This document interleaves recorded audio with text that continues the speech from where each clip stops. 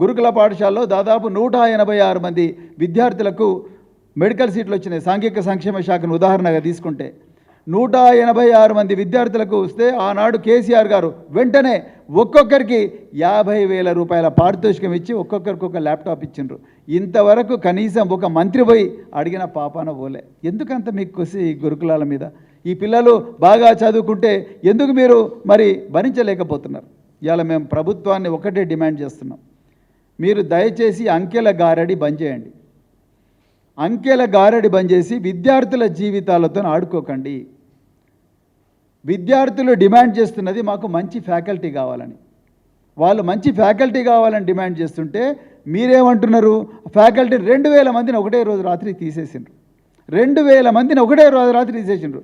నేను ఆనాడు సాంఘిక సంక్షేమ మంత్రి మాజీ మంత్రి జగదీష్ రెడ్డి గారు, కొప్పుల ఈశ్వర్ గారు, మేమందరం, బల్క సుమన్ గారు, మేమందరం పోయి కొట్లాడితే మళ్ళీ తీసుకొచ్చి ఆ 2,000 మందిని రీఇన్స్టేట్ చేసిండ్రు. వాళ్ళకి జీతాలు ఇంతవరకు రాలే.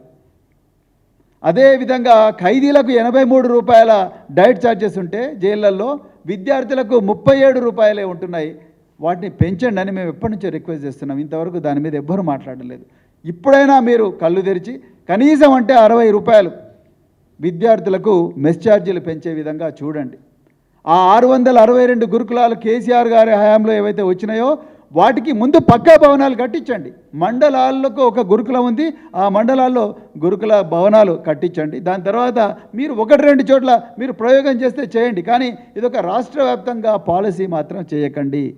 ఇంకొక ఘోరమైన విషయం ఏంటంటే అసలు ఇంత జరుగుతున్నది.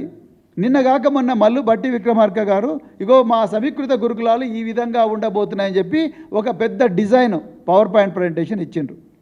నేను బట్టి విక్రమార్క గారిని అడుగుతా ఉన్నాను, మీరు చాలా సీనియర్ లెజిస్లేటరు, అదేవిధంగా ఇప్పుడు ఉప ముఖ్యమంత్రి గారు, జీవో లేకుండా డిజైన్స్ ఎట్లా ఫైనలైజ్ చేసిండ్రు మీరు? అసలు మీ సమీకృత గురుకులాలకు దాని విధి విధానాలు ఏమిటి? విద్యార్థులను ఎట్లా సెలెక్ట్ చేస్తారు? దానికి ఫ్యాకల్టీని ఎక్కడి నుంచి సెలెక్ట్ చేస్తారు? వాటన్నిటికి సంబంధించి ఒక జీవో ఉండాలి కదా, ఒక గవర్నమెంట్ ఆర్డర్. ఆ జీవో లేకుండానే మీరు పవర్ పాయింట్ ప్రజెంటేషన్లు అన్నీ ఇచ్చేసిండ్రు. 5,000 కోట్లు ఖర్చు చేస్తున్నామని చెప్తున్నారు. 22,500 మందికి మీరు 25 కోట్లు పెట్టి ఒక్కొక్క స్కూల్ కట్టిస్తామంటున్నారు. Where is a GO? దీని మీద అసలు విస్తృత చర్చ జరిగిందా? అసలు అఖిలపక్ష సమావేశం పెట్టాలి కదా. మరి ఇంత గొప్ప సబ్జెక్టు, ఇంతమంది లక్షలాది మంది విద్యార్థుల జీవితాలను ప్రభావితం చేసే సబ్జెక్టు, మరి దాని మీద ఒక అఖిలపక్ష సమావేశం పెట్టాలి, విద్యావేత్తలతో మాట్లాడాలి. మీకు విద్యా కమిషన్ కూడా ఉన్నది, వాళ్ళైనా కన్వీన్ చేయవచ్చు ఒక సమావేశం పెట్టి. మరి ఎందుకు ఈ సమీకృత గురుకులాల వల్ల లాభం ఉన్నదా, నష్టం ఉన్నదా, లేకపోతే పిల్లల జీవితాలు ఏ విధంగా మారుతాయి, ఇప్పుడున్న గురుకుల వ్యవస్థ వల్ల వచ్చిన సమస్యలు ఏమిటి, దాని మీద డిస్కస్ చేయాలి కదా. డైట్ ఛార్జీల మీద డిస్కస్ చేయాలి. ఇంతవరకు యూనిఫామ్ గతి లేదు సోషల్ వెల్ఫేర్లో. రాబోయే వింటర్ చాలా తీవ్రంగా ఉండబోతున్నది, చలికాలం. ఇంతవరకు ఒక్క గురుకుల పాఠశాల కూడా ఉలెన్ రగ్గు సప్లై కాలే. నెక్స్ట్ మంత్ నుంచి చలికాలం స్టార్ట్ అవుతుంది. పిల్లలు ఎట్లా బతకాలి?